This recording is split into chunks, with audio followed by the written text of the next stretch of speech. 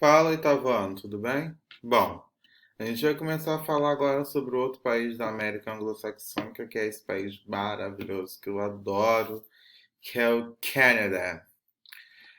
Bom, o Canadá, se a gente pegar o mapa dele, diferente de Estados Unidos, tem aquela quantidade imensa de países e etc.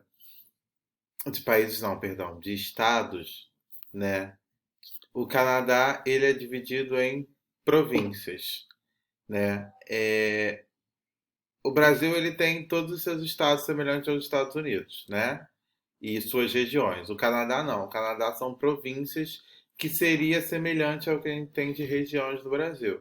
Então, o Canadá ele tem a província de Ontário, que é a principal província, que é onde está localizada a capital do Canadá, que é Ottawa, e as maiores cidades como Toronto. A província de Quebec, que a gente vai ver que é a província francesa, Nova Escócia, British Columbia, que é a parte mais britânica do Canadá, e por aí vai. Então, cada uma dessas, eu não vou pedir para vocês ficarem gravando, né? Mas cada uma dessas províncias representam como se fossem regiões no Canadá, as nossas regiões, né? E cada uma vai ter a sua característica. Bom, quando a gente fala de um país, a gente tem que olhar a sua colonização, né? A colonização do Canadá vem de uma formação de uma América desenvolvida. O Canadá é considerado um país desenvolvido, bem melhor do que os Estados Unidos, né? Parem com esse American Dream, esse sonho americano de que os Estados Unidos é um país lindo, perfeito, maravilhoso. Nem se compara. O Canadá é mil vezes melhor do que os Estados Unidos. Eu já estive no Canadá. Eu não conheço um canadense que queira morar nos Estados Unidos, só para vocês terem noção. E eles estão ali muito perto, do lado, tem passe livre. A cidade que eu fui, que era Toronto, ficava 1 hora de avião de Nova York ou 9 horas de ônibus, de 8 a 9 horas de ônibus. Então, assim, e eles, a nenhum momento, sabe, eles, pelo contrário, eles não gostam dos Estados Unidos por conta dessa política avassaladora capitalista. O Canadá é um país capitalista, sim, porém com uma política social muito mais desenvolvida do que os Estados Unidos. Mas, voltando, o Canadá tem uma colonização de ingleses, né? Como eu disse, é só você olhar o idioma. Então a gente tem o inglês como idioma oficial e também o francês. O Canadá também foi ocupado pelos franceses, a gente vai ver isso depois. Mas a ocupação surgiu gradativamente para o oeste, alcançando o litoral ocidental, somente no final do século XIX, com a chegada da ferrovia em Vancouver. Bom, o que isso significa? Que a exploração do Canadá começou aqui, né? E depois ela foi para o oeste. A gente vai ver uma característica marcante do Canadá, que a população ela se concentra aqui, né? Na parte sul, que é a parte que está bem pertinho dos Estados Unidos. Essas áreas aqui, que é a área norte, são as áreas mais frias do Canadá. Aqui, por exemplo, já é Polo Norte, então assim, é um frio absurdo. Só para vocês terem noção, eu estava aqui nessa cidade, Toronto, e o inverno de Toronto faz menos 20 graus. Então, assim, é um frio absurdo, gente, absurdo. Neve, eu já não aguentava mais ver neve na minha frente, assim, neve chegando quase no joelho. Então, aqui, que é considerada a parte mais quente do Canadá, estava fazendo menos 20. Eu fui aqui em Quebec, a neve veio até o joelho. Que aqui você já sobe um pouquinho. Então, aqui, eu estava aqui em Montreal, é mais ou menos aqui. Então, um pouquinho mais acima, neve até o joelho. Imagina quem mora aqui. É facilmente menos 40 no inverno. Então, por isso que essa área aqui é a área menos habitada do Canadá. É, O Canadá conseguiu sua independência da Inglaterra somente no século XIX, finalzinho do século XIX. Isso é muito tarde, porque, por exemplo, os Estados Unidos já estava liberto nessa época da Inglaterra. Então, por isso que foi considerado tarde. Bom, o Canadá como eu disse, teve a colonização francesa também. Então a gente teve a província de Ontário, que é a ocupação inglesa, e a província de Quebec, a ocupação francesa. Então vamos voltar, né? Como eu disse, província, essas regiões.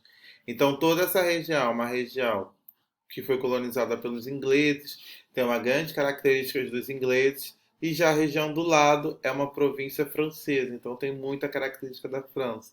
Eu conheci um pouco dessa província, então o francês é idioma oficial, né? É muito louco porque eu estava aqui em Toronto, Canadá, e peguei um avião, 40 minutos depois cheguei em Montreal, e francês, metrô em francês, tudo em francês, e aquela característica mais francesa, culinária.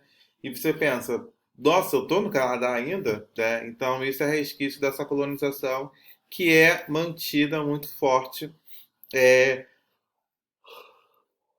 desculpa, nesses países. Bom, a comunidade britânica continua membro após sendo reconhecida sua independência em 1931. O que aconteceu? Essa parte aqui, a British Columbia, que é uma parte inglesa, ela, quando o Canadá se tornou independente, ela ainda continuava como território da Inglaterra.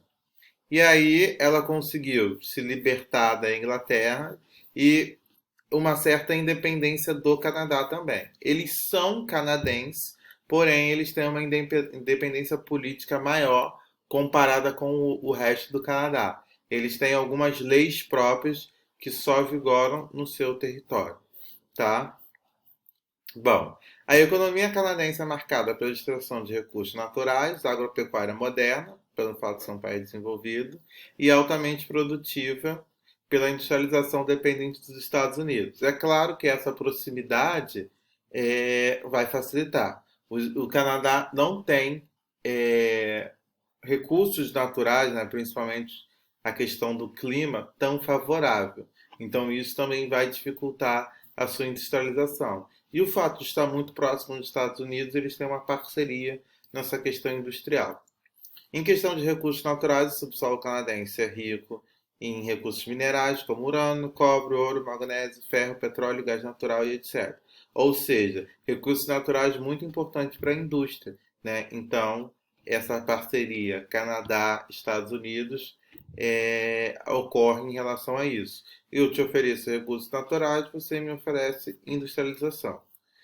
No que diz na questão de floresta, a gente viu a floresta boreal, que domina o Canadá, que são aquelas árvores em formas de cone, obtém-se matéria-prima para as indústrias de móveis e de papel.